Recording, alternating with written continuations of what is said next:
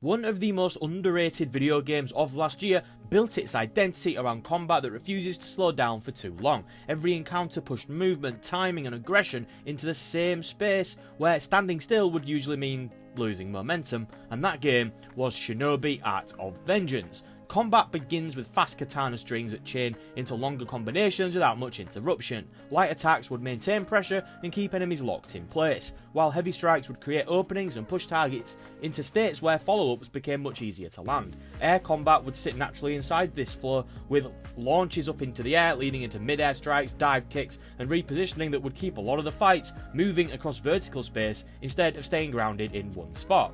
Kunai were woven directly into the structure rather than acting as a separate ranged option. They would extend combo routes, they would interrupt enemy actions, and they would accelerate the execution build-up.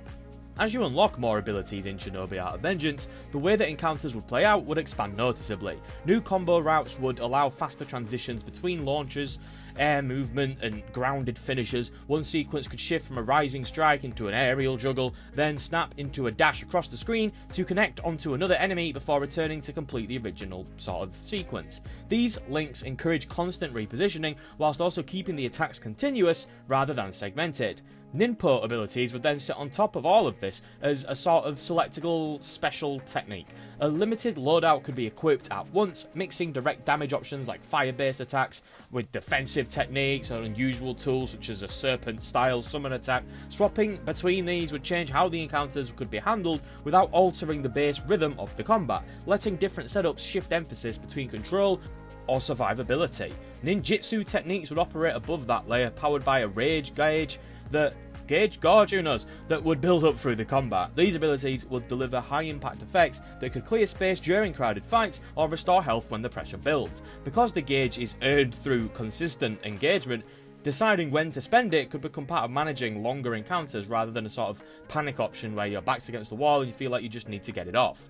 The Shinobi execution mechanic would tie the aggression directly into the reward. Enemies would build individual execution meters as they take damage, with heavy attacks and kunai speeding up the process. Once the sort of Metsu mark appears, a finishing strike removes the enemy instantly and grants resources that feed back into progression, which creates a loop where maintaining pressure is usually the most efficient path forwards. Movement was fully integrated into the combat rather than just sort of being separate. Double jumps, air dashes, dodge rolls and grappling movement allow a lot of encounters to stretch across space in multiple directions. Enemies rarely stay in predictable positions, so repositioning becomes a part of attacking rather than a pause between actions. You're constantly adjusting angles, closing distance or slipping behind targets while maintaining offensive flow. Progression also adds another layer through amulets and purchasable combo extensions. Amulets can alter how damage behaves, such as improving shield breaking or allowing kunai to pierce through groups of enemies. Combined with new attack routes unlocked over time, these upgrades gradually shape how encounters are approached without locking you into a sort of single method or style of play.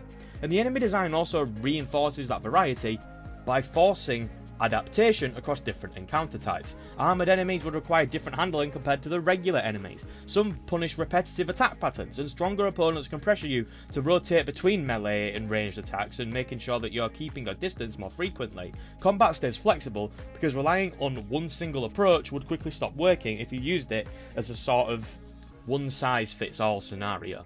If you are enjoying this video so far, by the way, then may I interest you in helping us on our way to 2,500 subscribers? Thank you very much. But now for the level design. Levels are also built around forward momentum, but they constantly break that momentum with shifts in elevation, with some hidden routes and short bursts of platforming that will sort of break the pace between the combat encounters. You're rarely moving through a straight corridor for too long before the game asks you to read the space a little bit differently. Stage layouts lean heavily on layered routes. There's usually a very clear main path, but there are a lot of side routes that branch off into optional spaces that often loop back onto the critical path later. These detours would often reward you with upgrades or collectibles and that sort of thing, or maybe even additional combat encounters, rather than just feeling like dead ends and the game going, you went the wrong way, bro. It creates a sense that the environment has a lot of ways to be read, even when the overall direction stays quite linear. Platforming is frequent and tightly tied to the movement tools. Wall jumps, grapples and air dashes are used to bridge gaps between combat sections,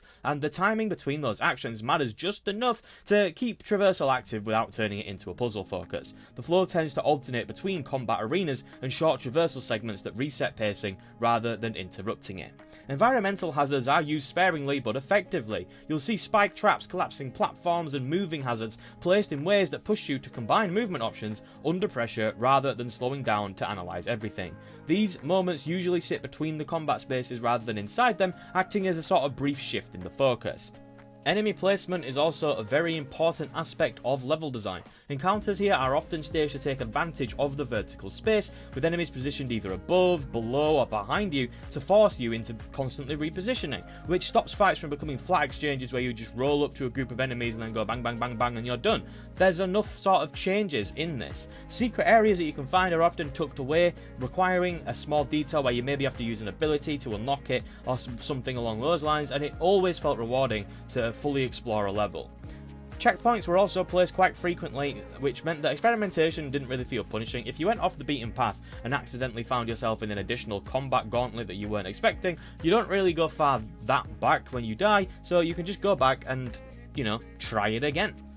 One of my favourite aspects of the game though was the art style. The visual identity, look at it. It carries a lot of weight in this game, and it leans into a hand-drawn style that keeps everything feeling really sharp yet readable even when the combat gets quite chaotic. The animations of the characters stay especially clear, with strong wind-ups and sort of all of this stuff that make it very easy to track what's happening even when the game is operating at a high speed. Environments shift heavily between the stages in terms of aesthetic, and each one comes with its own mood. You've got forest areas that feel sort of open and laid, you've got industrial zones that feel crowded and heavier with darker silhouettes and all of this stuff. Each location feels like it has its own visual language rather than repeating the same backdrop with a different colour filter. There is a strong use of contrast throughout the game as well, with bright highlights used to guide your eye towards traversal paths or important movement points, while darker framing helps separate hazards and background detail from what actually matters in the moment to prevent you from dying.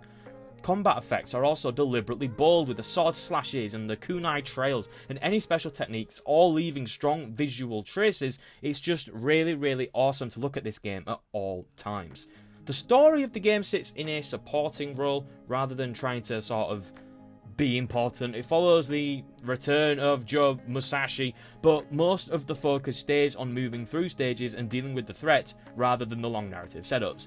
There's a straightforward revenge-driven thread tying the game together, but it rarely steps in front of the gameplay for too long. The cutscenes are used mainly to frame the next objective or introduce key moments, rather than to build on an extensive narrative structure and to say something. Shinobi Art of Vengeance is a very solid action platformer that understands exactly what it wants to be, even if it's not necessarily trying to reshape the genre in a major way. The game doesn't really do anything revolutionary, but it does everything you would expect a game of this to do very well. It is such a consistent game with reliable combat, with steady level structure, and a big sense of visual clarity that's holding everything together.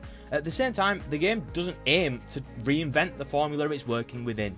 Most of its ideas feel like well-executed versions of familiar concepts, and that's completely fine. If you enjoy fast-paced action games built around movement and combo expression, then this is very easy to recommend. It delivers that experience cleanly, without any friction, and stays focused on keeping you in that loop of movement and speed, and it's just fantastic. If you enjoyed this video, then may I interest you in leaving a like, as that would mean a lot to me. And remember, subscribing would be a great thing to do, as I upload at least one video a week. But for now, that is all. Have a lovely day and goodbye.